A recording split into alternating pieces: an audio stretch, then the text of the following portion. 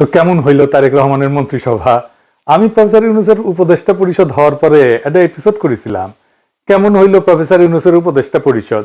সত্যি কথা বলতে আমাদের সকলেরই একটা প্রত্যাশা ছিল একটা বিপ্লবী সরকার হবে, প্রফেসর ইউনূসের জোশ সরকার, সেটা হয়েছিল না। যাই হোক, তারেক রহমানের মন্ত্রিসভা নিয়ে আমার কোনো উৎসাহ ছিল না। তারপরও একসাথে রাজনীতি করার কারণে কিছু ঘনিষ্ঠ মানুষের মন্ত্রিসভা আছে, ওনারা এখন বেশিরভাগই যোগাযোগ করেন না। আমি তাদের নাম বললে তাদের বিপদ বাড়াইতে চাই না, আমি তাদের সাফল্য কামনা করি। এই মন্ত্রিসভায় সবার আমল নামা জানা নাই, তবে এটা একটা ইনক্লুসিভ মন্ত্রিসভা হয়েছে। কলে ইনক্লুসিভ মানে রংধনু না, না না না না না, রংধনু না, মানে সবাই নিয়া। এখানে বিএনপি আছে, গণ অধিকার পরিষদ আছে, গণসংহতি আছে, আবার নিরপেক্ষরাও আছে। যেমন ডক্টর জাহিদ নিরপেক্ষ রাজনৈতিক বিশ্লেষক, সেও বিএনপি সরকারে আছে, তো নিরপেক্ষদেরকেও নিছে। প্রফেসর ইউনূসের সরকারও আছে, যেমন অ্যাটর্নি জেনারেল, আবার গুপ্তও আছে। গুপ্ত গুপ্ত কে গুপ্ত জানেন? জানেন না? হ্যাঁ শুনেন। আপনার সরকারে একজন বিদেশি নাগরিককে আপনি জাতীয় নিরাপত্তা উপদেষ্টা করেছেন। আপনার কি সেই আক্কেল জ্ঞান নাই? একজন বিদেশি নাগরিকের কাছে এই দেশের সেনাবাহিনী নিরাপত্তা সংক্রান্ত রিপোর্ট প্রদান করবে কিভাবে ভাবলেন? খলিলুর রহমান সাহেব কোন রাজপথে মিছিলে ছিলেন? আপনারা কি দেখেছেন খলিলুর রহমানকে কোনোদিন বাংলাদেশের রাজনৈতিক অঙ্গনে গণতন্ত্রের জন্য, ভোটাধিকারের জন্য, মানুষের সেবার জন্য এগিয়ে এসেছেন? সেই জাতীয় নিরাপত্তা উপদেষ্টাকে আপনি বিদায় করুন। সেই জাতীয় নিরাপত্তা উপদেষ্টা হয় নিজে পদত্যাগ করবে, না হয় আপনি তাকে বিদায় করবেন। এই দেশের নিরাপত্তা সংক্রান্ত কোন জাতীয় দায়িত্ব বিদেশি নাগরিকের হাতে থাকতে পারে না। Wake up to reality. Khalilur Rahman তিনি টেকনোক্র্যাট কোটায় মন্ত্রিত্ব পেয়েছেন। এই অন্তর্বর্তী সরকারের সময় যিনি দায়িত্বে ছিলেন, এটি অনেকের কাছেই একটু খটকা লাগার বিষয় ছিল, অথবা সারপ্রাইজ হয়েছেন অনেকেই। বিএনপি এনসিপি কইতো যে কিংস পার্টি, আর প্রফেসর ইউনূসের সরকারের স্বরাষ্ট্র সচিব তারেক রহমানের মন্ত্রী পরিষদ সচিব, প্রফেসর ইউনূসের অ্যাটর্নি জেনারেল তারেক রহমানের আইন মন্ত্রী, প্রফেসর ইউনূসের নিরাপত্তা উপদেষ্টা তারেক রহমানের পররাষ্ট্রমন্ত্রী, তারপরেও এনসিপি কিংস পার্টি। তো বিএনপির সমর্থকেরা নারী নেতৃত্ব নিয়ে কান তো ঝালাপালা করে দিছিল, মনে আছে না? কেন জামাত নারী ক্যান্ডিডেট দিল না, কিন্তু বিএনপি নারী মন্ত্রণালয়কে দিল একজন পুরুষকে। হ্যাঁ, বুঝিছাও, মন্ত্রী একজন আর প্রতিমন্ত্রী দুইজন, মোট তিনজন। সংখ্যালঘু সম্প্রদায় থেকে দুইজন, তা আবার একজন পার্বত্য চট্টগ্রাম থেকে। ওইটা পার্বত্য চট্টগ্রাম বিষয়ক মন্ত্রণালয়, ওইখানে পার্বত্য চট্টগ্রাম থেকেই একজন মন্ত্রী থাকে। তো হিন্দুরা তো ভোট দিলেন, আপনাদের মন্ত্রী কইয়া দা ফ্রি ফ্রি সার্ভিস আর কত দিবেন? গয়েশ্বর বাবু হেভি চেতিছে মন্ত্রী হইতে না পাইয়া, দেখেন চেতে মেতে চলে যেতেছে, দেখেছেন?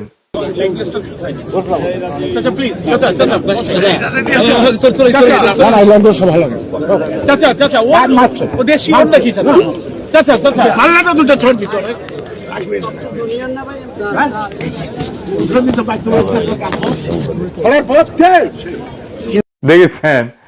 তাও যে মন্ত্রী বানাইছে নিতাই রায় চৌধুরী, উনি কিন্তু এরশাদের মন্ত্রী ছিলেন।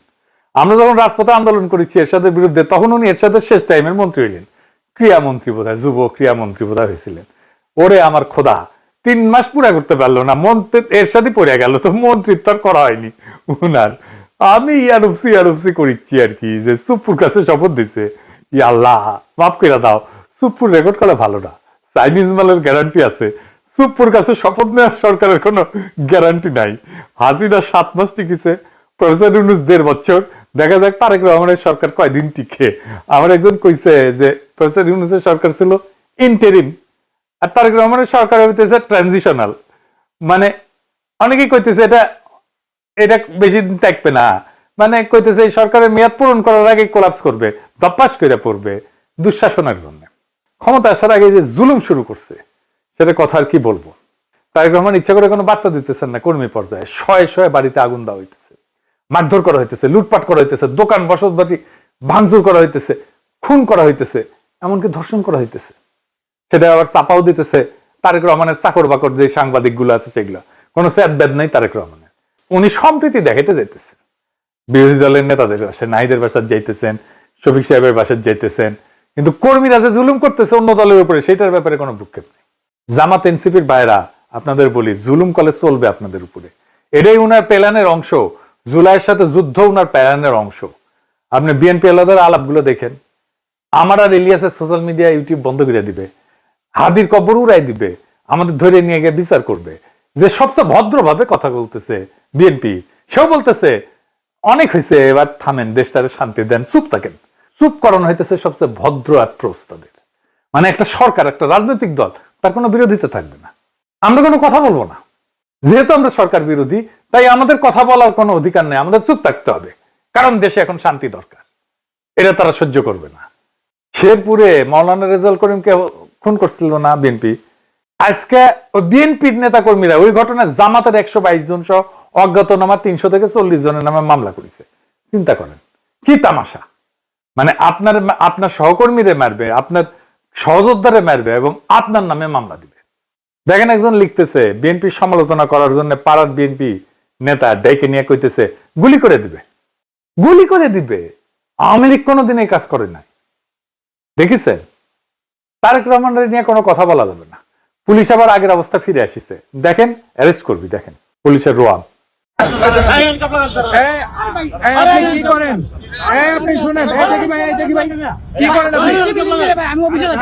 দেখি আপনার আইডি কার্ড বের করেন। দাঁড়ান ভাই, দাঁড়ান দাঁড়ান। কি বলছেন? আমি কইছি যে ভাই রাস্তায় যান, আপনারা কি জানেন কিনা এই বিষয়টা আমি বলছি। হ্যাঁ, তারপরে কি বলছেন? তারেক রহমান বিষয়ে কোনো কথা বলছেন? আমি যদি তারেক রহমান তাহলে আপনারা ইয়ে হতেন না, কেয়ার করতেন না। উনি প্রশ্ন করছে গাড়ি ঘোড়া কম চলতেছে কি জন্য, কম চলতেছে কি জন্য। আমাদের একজনে বলছে যে আমরা তো এরকম জানি না, আমাদের এরিয়া তো ক্রিকেট থানা এলাকা আমাদের এরিয়া। উনি প্রশ্ন করে যে আপনারা তাহলে কি করেন, কি করেন? এখন যদি তারেক রহমান মারা যায় তাহলে আপনারা যাবেন না, রেসপন্স করবেন না। আমার প্রশ্ন হইলো এখানে তারেক রহমান মারার প্রসঙ্গ কেন আসবে? এই কথা তার কেন আসবে? দেখেছেন? আর বিভিন্ন জায়গায় আওয়ামী লীগ অফিস খুলে বসতেছে, অফিস খুলতেছে, তাদের অফিস খুলে হইতেছে। বিএনপির লোকেরা অফিস খুলতেছে, আওয়ামী লীগের লোকেরা উৎসব করে অফিস খুলতেছে। মনে হয় আওয়ামী লীগ জিতেছে নির্বাচনে, আসলে তো আওয়ামী লীগ জিতেছে। তো এটা তো বিএনপি এবং আওয়ামী লীগের বিজয়। আমি কইছিলাম না, দেন না ভোট ধানের শীষে, ওটার পাছায় শোয়া আছে, ওটা যখন যাবে না টের পাবেন। দেখেছেন অবস্থা? এবার আসেন কয়েকটা রত্ন দেখি মন্ত্রিসভা। শুটার ফয়সলকে হাদিরে যে খুন করছিল, ওরা যে জামিন করানো যে আইনজীবী, সে মন্ত্রিসভায় জায়গা দেওয়া হয়েছে। উই এখন হাদি হত্যার মামলা রাজনৈতিক বিবেচনা মামলা হিসেবে বাতিল করে দিবি। উই দেখেন, ওই দিবি। এই ছবিটা দেখেন, এই যে কাফন মোড়ানো যে লাশটা দেখিচ্ছেন না, ওর নাম তানজিল জাহান তামিম। চুয়েট থেকে পড়াশোনা করছিল, ইঞ্জিনিয়ার, দীপ্ত টিভিতে কাজ করতো। তারা একটা জমির মালিক ছিল, তামিমের পরিবার। সেই জমির উপরে ডেভেলপার দিয়ে একটা ভবন নির্মাণ করে, 9 তলা। ওই ভবনে 27টা ফ্ল্যাট ছিল। প্রত্যেক জমির মালিককে 5টা করে ফ্ল্যাট দেওয়ার কথা ছিল। 3 জন মালিক ছিল, মানে 3 5 15টা ফ্ল্যাট। কিন্তু জমির মালিক এই নিহত তামিমের বাবাকে 2টা ফ্ল্যাট দেয় মাত্র, যেখানে তার 5টা পাওয়ার কথা ছিল, 3টা ফ্ল্যাট মেরে দিচ্ছে। এই নিয়ে ঝামেলা হয়। 10 অক্টোবর 2024 20-25 জন ডেভেলপার কোম্পানির দুর্বৃত্ত সিসি ক্যামেরা ভেঙ্গা তানজিলের উপরে হামলা চালায়। গুরুতর আহত অবস্থায় দেওয়া হলে চিকিৎসক তাকে মৃত ঘোষণা করে। এই খুনে ডেভেলপার কোম্পানির নাম জানেন? এর নাম প্লেজেন্ট প্রপার্টি। এই কোম্পানির মালিককে জানেন? শেখ রবিউল আলম রবি। তানিম হত্যার 3 নম্বর আসামি ধানের শীষ প্রতীকে ঢাকা 10 থেকে এমপি নির্বাচিত হয়েছে এবং আজকে থেকে সড়ক পরিবহন সেতু মন্ত্রণালয়, রেলপথ মন্ত্রণালয়, নৌ পরিবহন মন্ত্রণালয়ের দায়িত্ব দিচ্ছে তারেক রহমান। দেখেছেন? এর নিয়ে বিপ্লবী পোস্ট দিছিল, ওয়াকারে পথ বালক। দেখেন, পরে আবার মাল পানি খেয়ে মুছে দিছে, খুঁজেই পাবেন না লেখা। প্রফেসর ইউনূসের জামানায় কত যে ধান্দা করেছে, ওই তারই হত্যা নাই, কত যে মাল কামাইছে। যাই হোক, শহীদ প্রেসিডেন্ট জিয়াউর রহমানের খুনি জেনারেল এরশাদের পুরা সময় জুড়ে যে বাটপাট্টা উপপ্রধানমন্ত্রী ছিল, চক্ষু বিশেষজ্ঞ ডাক্তার এম এ মতিন, তার পোলা মুহিত হয়েছে তারেক রহমানের প্রতিমন্ত্রী। সে কিন্তু আবার ব্রিটিশ সিটিজেন। এই যে দেখেন তার ইমিগ্রেশন রেকর্ড, বাংলাদেশের এয়ারপোর্টে সেখানে জলজল করতেছে ব্রিটিশ নাগরিক লেখা, বাংলাদেশের রেকর্ড। ওই ব্রিটিশ পাসপোর্ট নিয়ে 18 জানুয়ারি বাংলাদেশে পা রাখছিল। তারপরে মনোনয়নপত্র জমা দেয়। তারপরে যখন দ্বৈত নাগরিকত্বের প্রশ্ন আসলো, উই কইল যে কখনোই আমি দ্বৈত নাগরিক ছিলাম না, আমি কখনোই অন্য দেশের নাগরিক ছিলাম না। নির্বাচনের পরে মন্ত্রী হিসাবে শপথ নিল, আলহামদুলিল্লাহ। তো এই মুহিত কিন্তু ডাক্তার, ঢাকা মেডিকেলে পড়েছিল, আঙ্গারে বছর 4 জুনিয়র মনে হয়। এর সাথে আমলে সে একটা আকাম করেছিল। সেই সময় হেভি সেন্সেশন ছিল এটা, খুবই সেন্সেশনাল ঘটনা ছিল আমাদের টাইমে। আমরা তখন আন্দোলন সংগ্রাম করতেছি এরশাদের বিরুদ্ধে। বাপি শাহরিয়ার বলে এক তরুণ ছড়া কাটছিল, ওই পাড়ায় রাস্তার মধ্যে সাইকেল চালাইতেছিল বাপি, আর রাস্তাটা নিজের মনে করে দ্রুত বেগে গাড়ি চালাইতেছিল এরশাদ আমলের সেই মন্ত্রী মতিন সাহেবের ছেলে এই মুহিতের গাড়ির ধাক্কায় ছিটকা পড়ছিল বাপি, মেরুদণ্ডের হাড় ভেঙে যায়, প্যারালাইসিস হয়ে পড়ে থাকে, বিছানায় পড়ে থাকে, অবর্ণনীয় কষ্টে ভুগছে বাপি শাহরিয়ার, বিচার পায় নাই, চিকিৎসাও পায় নাই। তো পরিবারের মুখাপেক্ষী হইয়া একটা তরুণ কতদিন বেঁচে থাকতে পারে বলেন? সে দুঃখে আর গ্লানিতে পরিবারের বোঝা হইয়া থাকতে না চাইয়া অভিমানে আত্মহত্যা করছিল ছেলেটা। এইটা নিয়ে সেই সময় একটা দারুণ মঞ্চ নাটক হয়েছিল, খুব বিখ্যাত মঞ্চ নাটক হয়েছিল। তখন মঞ্চ নাটক কিন্তু খুব চলতো, নাম ছিল সাত ঘাটের কানাকুড়ি। ওইখানে 7 ভাই ছিল আর কি, তার মধ্যে এক ভাই এই বাপি শাহরিয়ার। এই ঘটনাটা ওই নাটকের মধ্যে আছে, মমতাজউদ্দিন আহমেদের বইও আছে, আপনারা পড়তে পারবেন। এই মহিতি এখন স্বাস্থ্য প্রতিমন্ত্রী হয়েছে। ছাত্র জীবনে জাসদ ছাত্রলীগ করতো, মানে হাসানুল হক ইনুর। তখন জাসদ ছাত্রলীগ বড় এবং প্রভাবশালী সংগঠন। ছাত্র দলও করে নাই, কখনোই করে নাই। এক ফ্যামিলি থেকে নাকি একাধিক প্রার্থী দিবি না বিএনপি, কতগুলো দিছে দেখেছেন এই ফ্যামিলি থেকে। খালি মির্জা আব্বাস ভাই ভাবির জন্য আর একটা নমিনেশন চাইলেই দোষ, তাই না? এই দুনিয়ায় ইনসাফ নাই কলে, বুঝিছেন মির্জা আব্বাস ভাই? একেবারে কোনো ইনসাফ নাই, বেইনসাফের দুনিয়া। সেজন্য তো এত ইনসাফ করি। আমাদের একজন বনমন্ত্রী উপহার দিচ্ছেন তারেক রহমান, উনি বনে যায় হেগে আসবেন, একদম পারফেক্ট হয়েছে। ভালুকায় বন বিভাগের যে বন আছে না, এটার জমি উনি খায়া ফেলছিলেন। এই উনার পছন্দের ফোনদের আলোর রিপোর্ট দেখেন, আরে উপরে দেখেন, উপরে আর একটা নাম আছে মিজানুর রহমান সিনহা, এটা সাহেব, এটা দেখেন, হাইলাইট করে দেখান, নাম দেখেছেন না? এই ভালুকালে বিএনপি বন খেকো আব্দুল আওয়াল মিন্টুরে দিছে বনের দায়িত্ব, শিয়ালের কাছে মুরগি বর্গা দিছে। চমৎকার একটা ইন্টারেস্টিং জিনিস দেখাই। আমার এক একনিষ্ঠ ভক্তরে তারেক রহমানের মন্ত্রিসভায় তারে মন্ত্রী বানাইছে বিজ্ঞান এবং প্রযুক্তি মন্ত্রণালয়। ওই আমাক কেন অনুসরণ করে বুঝলাম না। তারা গেছে জাতীয় স্মৃতিসৌধে, আইসা ফটো মারিছে, ফটো খিচিছে, তারপরে ফটো ফেসবুকে দিছে। সে ফেসবুকে শেয়ারে দিয়ে বাংলায় তার মন্ত্রণালয়ের নাম এটা কি লিখেছে দেখছেন? বিজ্ঞান। প্রযুক্তি লিখতে গিয়া আমার মতো লিখেছে প্রযুক্তি। পরে পাবলিকের হাসাহাসি দেখে এডিট করেছে। শোনেন ভাই, সমালোচনায় ভেঙে পড়বেন না। হাতি চললে কুত্তা ভুগভুগাবে, আপনি এভাবেই লিখবেন হাসাহাসির মায়ের বাপ, তাইলে দেখবেন একদিন আপনি ঠিকই পাবনা পৌঁছে গেছেন। তো বিএনপি মন্ত্রী সবাই এমন সব রত্ন আছে, হে বিএনপি সবিন পার্টি ভান্ডারে তো বিবিধ রতন, কারে ছাইরা কারে ধরি। সুকুমার রায়ের একটা ছড়া ছিল, সৎপাত্র, ওইটার সাথে মিল আছে বিএনপির মন্ত্রিসভার। শুনবেন? শুনেন, মজা। শুনতে পেলাম পোস্তা গিয়ে তোমার নাকি মেয়ের বিয়ে, গঙ্গারামকে পাত্র পেলে, জানতে চাও সে কেমন ছেলে? মন্দ নয় সে পাত্র ভালো, রং যদিও বেজায় কালো, তার উপরে মুখের গঠন অনেকটা ঠিক পেঁচার মতো। বিদ্যে বুদ্ধি বলছি মশাই, ধন্যী ছেলের অধ্যবসায়। 19টি বার ম্যাট্রিকে সে ঘায়েল হয়ে থামলো শেষে। বিষয় আশায় গরিব বেজায়, কষ্টে সৃষ্টে দিন চলে যায়। মানুষ তো নয় ভাইগুলো তার, একটা পাগল একটা গোয়ার, আরেকটি সে তৈরি ছেলে, জাল করে নোট গেছেন জেলে। কনিষ্ঠটির তবলা বাজায়, যাত্রা দলে 5 টাকা পায়। গঙ্গারাম তো কেবল ভোগে পিলের জ্বর আর পাণ্ডু রোগে, কিন্তু তারা উচ্চ ঘর, কংসরাজের বংশধর। শ্যামলাহিরি বনগ্রামের কি যেন হয় গঙ্গারামের। যা হোক, এবার পাত্র পেলে এমন কি আর মন্দ ছেলে। তো একদিন পরে একটা গণতান্ত্রিক ভাবে নির্বাচিত সরকার পেলাম, তার একটা মন্ত্রিসভা পেলাম, পেছেন একটা মন্ত্রিসভা, মন্দ না। চারিদিকে তো দেখি যাত্রাপালা চলিচ্ছে, কাজ মারে ধুলায় অন্ধকার। এবার আসেন জুলাই বিপ্লবের সাথে কি করেছে বিএনপি, সেটা দেখি। এমপিদের 2টা শপথ নেওয়ার কথা ছিল, একটা হইতেছে সংসদ সদস্য হিসেবে শপথ, আর একটা হইতেছে সংবিধান সংস্কার কমিটির সদস্য হিসেবে শপথ। বিএনপি সংবিধান সংস্কার রক্ষার শপথ নেয়নি, কারণ তারা পুরানো আওয়ামী সেকুলার রাজনৈতিক বন্দোবস্তের বাইরে যেতে চায় না, পুরনো সংসদীয় কাঠামোর ভেতরেই থাকতে চায়। সংবিধান সংস্কারের গণভোট যে জনরায় তৈরি হয়েছে, সেখান থেকে তারা নিজেদেরকে দূরে রাখছে। তাদের কর্মীরা মাঠে না ভোটের পক্ষে ক্যাম্পেইন করছে, আমরা দেখছি, অনেক রেকর্ড আছে। মানুষ এখন বুঝতে শুরু করছে এটা পরিবর্তনের রাজনীতি না, এটা অবস্থান রক্ষার রাজনীতি। রাষ্ট্রের আমূল সংস্কারের প্রশ্নে এরকম অনীহা থাকলে নতুন কিছু হবে না, পুরনোই রং বদলাবে। জুলাই ছিল পরিবর্তনের অঙ্গীকার, যদি সেই অঙ্গীকার থেকে সরে দাঁড়ানো হয় তাহলে জনগণের আকাঙ্ক্ষার সঙ্গে সেটা সাংঘর্ষিক হবেই। এর বিপরীতে এনসিপি জামাত জোট সংসদে থেকেও সংবিধান সংস্কারের শপথ নিছে। মানে তারা শুধু চেয়ারে বসতে চায় না, কাঠামো বদলাইতে চায়, এমনটাই তাদের দাবি। রাষ্ট্রীয় প্রতিষ্ঠান পুনর্গঠন, রাজনৈতিক সংস্কৃতি বদল, এই অঙ্গীকারের ভেতর দিয়ে তারা আগাইতেছে। এই কারণেই তারা নতুন সরকারের শপথ অনুষ্ঠানে যায়নি। এটা কেবল অনুপস্থিতি না, এটা রাজনৈতিক বার্তা। বার্তাটা পরিষ্কার, জুলাইয়ের দাবির সঙ্গে কোনো আপোষ না।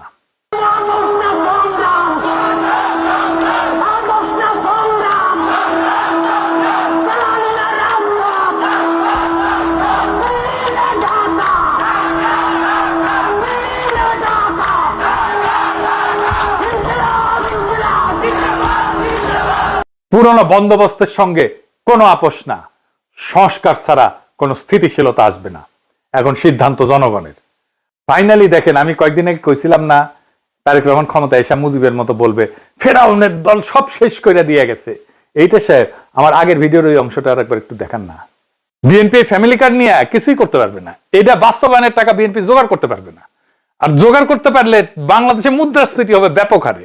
আর তখন 6 মাস পরে এসে বিএনপি বলবে আওয়ামী লীগের অন্তর্বর্তী সরকার সব টাকা নিয়ে গেছে, তাই বিএনপি এটা বাস্তবায়ন করতে পারতেছে না। শহরদের বডিগার্ড যেমন 1972 এসে বলছিল কিচ্ছু নাই, ফেরাউনের দল সব শেষ করে দিয়ে গেছে। শুনেন, টাকা নাই, পয়সা নাই, চাল নাই, ডাল নাই, রাস্তা নাই, রেলওয়ে ভেঙে দিয়ে গেছে, সব শেষ করে ফেরাউনের দল সব শেষ করে দিয়ে গেছে। দেখেছেন? এইবার দেখেন, মোটামুটি প্রায় 2টা খবরের কাগজ, একটা আজকের নিউজ হইতেছে ইউনূস সরকার 23 লাখ কোটি টাকা লোন রেখে গেছে। ভাবটা যেন ইউনূস সরকার 23 লাখ কোটি টাকা নিজেই লোন নিয়েছে এই সরকার চালানোর সময়। সব খবরের কাগজে একই খবর। দেখেন, একটা পর একটা দেখেন।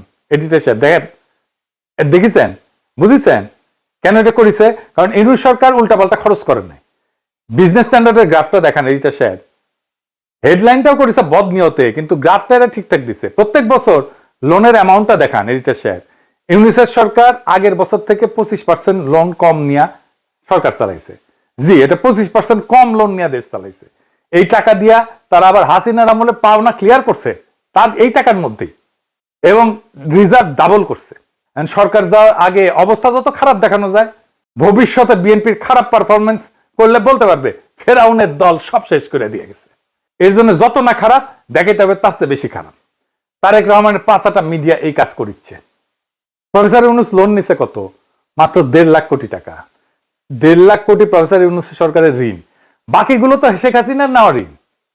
এর থেকে কম ঋণ করে চলার চেষ্টা করতে পারে বিএনপি সরকার। হালকাও করার কি আছে? প্রথম আলো আবার একটু মডিফাই করেছে। দেখেন যে ইন্ডিয়া, রাশিয়া, চীন থেকে কোনো লোনের প্রতিশ্রুতি আসে নাই। লোন আসে কোত্থেকে? লোন আসে জাপান, এডিবি থেকে, ওয়ার্ল্ড ব্যাংক থেকে। ভাগ্য ভালো লেখেনি যে ভুটান, সোমালিয়াও লোন দেওয়ার প্রতিশ্রুতি দেয় নাই। হ্যাঁ, তো ওটা লিখেন।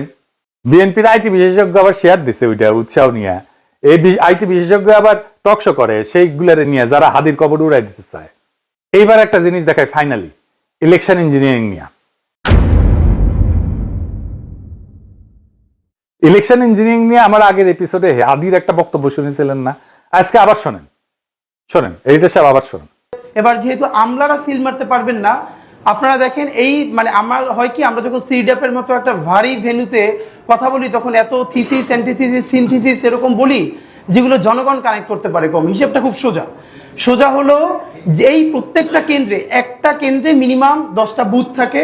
তো আমরা জানি একটা কেন্দ্রে একজন প্রিজাইডিং অফিসার থাকে, কয়েকজন অ্যাসিস্ট্যান্ট প্রিজাইডিং অফিসার থাকে, প্রত্যেক কেন্দ্রে আবার পোলিং অফিসার থাকে, এবং এই সবাই থাকে ওই উপজেলা বা জেলার লোকজন, মেইনলি স্কুলের টিচার, কলেজের টিচার, মাদ্রাসার টিচার, সাথে কিছু ব্যাংকার, এরা এখানে করেন। ব্যাপার হলো আপনারা এটা খুব কমন স্ট্র্যাটেজি, সেটা হচ্ছে যারা আমরা যাদেরকে হেভিওয়েট প্রার্থী বলি মেইনলি, তারা যেটা করেন 5-7 জন ডামি দাঁড় করাই দেন। ডামি প্রার্থী দাঁড় করাই দিলে হয় কি, তার নামে প্রত্যেক প্রার্থীর নামে আবার পুলিং এজেন্ট দেওয়া যায়, মানে তার নামে এজেন্ট দেওয়া যায়। তো ধরেন আমি নিজেও যেহেতু একজন প্রার্থী, তো আমি প্রার্থী হিসেবে আমার কেন্দ্রে প্রত্যেক জায়গায় আমি একজন করে এজেন্ট দিতে পারবো প্রত্যেকটা বুথে। তো আমার এগেনস্টে যিনি আছেন তিনি যদি আরো 5 জনকে দাঁড় করাই দেন এবং 5 জনের এগেনস্টে আরো 5 জন সে এখানে এজেন্ট দিবেন, তারপরে যেটা হবে পুরো বুথের মধ্যে 10 জনের মধ্যে দেখা যাবে 8 জন বনাম আমার একজন, তো আমার একজন তো সে কুলে উঠতে পারবে না। এরপর ওইখানে সরকারি যে কর্মকর্তা থাকবে সে তো স্কুল টিচার ভাই, সে তো আসমান থেকে নাজিল হয় না, সে ওখানে আসছে একদিনে চাকরিটা করে হয়তো ওই দিন দায়িত্ব পালন করে 3-4 হাজার টাকা পাবে। এখন যেহেতু সেই ওই স্কুলে আবার চাকরি করা লাগবে, তার কোনো শক্তি নাই ওইখানে যারা দখল করতেছে তাদেরকে বাধা দেয়া, কারণ সে স্কুলেও ফিরতে পারবে না, কলেজেও ফিরতে পারবে না। শুনিছেন, হাদিজা বলে গেছে ঠিক তাই ঘটছে কেন্দ্রগুলোতে। আমি এই ক্লিপটা পাইছি, আজকে আপনাকে দেখাই, গতকালকে আমি পাইনি এই ক্লিপটা, আজকে আপনাকে দেখাই। দেখেন হাদিজা যেটা বলে গেছে সেটাই ঘটছে। ছিল ও এখন একটু বাইরে গেছে, তার জন্য আমি এখানে বসছি, মানে অনুপস্থিত বসছি, উনি আসলে আমি বসবো। উনি আসলে আমি চলে উনি আসলে আপনার অনুমতি নিয়েছিল আর একজন পুলিশ এজেন্টের জন্য বসতে যে দাবি করছেন। ও নিয়ে আসছে তো, হ্যাঁ। এটা কার ছবি? আপনার ছবি? হ্যাঁ, তো আপনি যে আর একজনের হয়ে আসছেন বললেন। আমি আসছি বলতে আমি এখন ওনার পক্ষে ছিলাম, তো আমাকে এখন দেওয়া হয়েছে, এখন ওনাদের কেউ নেই, সেজন্য আমাকে দেওয়া হয়েছে। তাদের কেউ নেই, লাঙ্গলের পক্ষে কেউ নেই। আপনি কার হয়ে কাজ করতেছেন? আমি আমরা মানে লাঙ্গলের পক্ষে আমাকে ভাইয়া বলা হয়েছে, তার পক্ষ থেকে আমি আসছি। লাঙ্গলের নাই দেখে আপনাকে নিয়ে আসা হয়েছে। আপনি মূলত কোন প্রতীকের হয়ে প্রচারণা করছেন? আমি এখন আসলে তো ওনার পক্ষে আসতেছি। নাকি তো আগে ছিলেন কোথায়? ধানের শীষে। ধানের শীষে। আপনি কোন প্রতীকে? আম প্রতীকের। আম প্রতীক। জি জি। আপনার প্রার্থীর নাম কি? প্রার্থীর নামটা এখন মনে আসতেছে না, প্রার্থীর নামটা। কেউ ছিল ধানের শীষের পক্ষ থেকে আসা, কিন্তু ওনাদের কেউ নেই। না, ধানের শীষের পক্ষে, আমি তো ধানের শীষের না, উনি ধানের শীষে, আমি প্রার্থীর নাম জানেন না? না, প্রার্থীর নামটা জানেন, এই যে কার্ড সবকিছু ডকুমেন্ট আছে, নো ইস্যু, এগুলো আপনি কি বুঝতে পারতেছেন এখানে কি হয়েছে? দেখেছেন, বিএনপিকে আমাদের একটা কথা বলে দিতে হবে, ক্ষমতা চিরস্থায়ী না, কারো ক্ষমতা চিরস্থায়ী না, না হাসিনার, না প্রফেসর ইউনূসের, না তারেক রহমানের, কিন্তু রাষ্ট্র টিকে থাকে আর জনগণ সব দেখে। বিএনপি যদি সত্যিই নতুন বাংলাদেশ বানাইতে চায় তাহলে সমালোচকদেরকে শত্রু বানায়েন না, ভয় দেখায় নীরবতা কিনতে যায়েন না, মিডিয়া দিয়া এইরকম ন্যারেটিভ তৈরি করেন না যে ভবিষ্যতের অজুহাত তৈরি করবেন। কারণ মানুষ আগের মানুষ নাই, মানুষ এখন হিসাব রাখে, ভিডিও রাখে, স্ক্রিনশট রাখে, স্মৃতি রাখে। জুলাই শুধু একটা মাস ছিল না, জুলাই একটা প্রতিশ্রুতি ছিল, রাষ্ট্র বদলানোর প্রতিশ্রুতি, ক্ষমতার ভাষা বদলানোর প্রতিশ্রুতি। যদি সেই প্রতিশ্রুতি ভাঙেন তাহলে ইতিহাস আপনারে ছাড়বে না। যেমন হাসিনারে ছাড়ে নাই, যেমন মুজিবরে ছাড়ে নাই। ভয় দেখায়েন না, ভয় দেখায়েন না তারেক রহমান, হাসিনারে আর মোদিরে ডরাই নাই। আপনাদের দাবরানি দিয়া ঠান্ডা করে দেওয়া যায়, ডর আপনারা পাইবেন। হাসিনা দিছিল না, 11 ঠাসি দিয়া বালুর ট্রাক সরানোর ক্ষমতা ছিল না, হেডম ছিল না, হরতাল ডাকতেন আর নিজের পড়না পল্টন অফিসের সামনে 20 জন লোক হয় না। আপনারা এখন ভয় দেখাইতেছেন। হ্যাঁ, কারণ হাইসেনি এরিতে সে হাসায় দেয়। আপনাদের নেতা মির্জা আব্বাস হেভি হেডোমালা নেতা, বলে পুলিশের ভয় প্রাণ ভয়ে দাঁড়াইতে পারে নাই নয় পল্টনে। নিজেদের মাপে অন্যদের মাপতে যায়েন না, ভুলে যায়েন না। আপনারা যখন ঘরে ঢুকে গেছেন তখন আমরাই প্রতিরোধের আগুন জ্বালায় রাখছিলাম। ডর দেখায়েন না, আমরা ভয় পাই না, আমরা কাউকে ভয় পাই না। আমরা বলছি আমরা একটা রেসপন্সিবল অপোজিশন হিসেবে কাজ করতে চাই, আমাদেরকে রেসপন্সিবল অপোজিশন হিসেবে কাজ করতে দেন। আমরা আপনাদের অন্যায়ের বিরুদ্ধে বলে যাব, কারণ দেশটা আপনার বাপের না, দেশটা জনগণের। আর জনগণ যখন জাগে তখন ন্যারেটিভ, মিডিয়া, দাপট, ভয় দেখানো টিকতে পারে না। আপনারাও পারবেন না যদি এই চেষ্টা করেন। ইনকিলাব জিন্দাবাদ।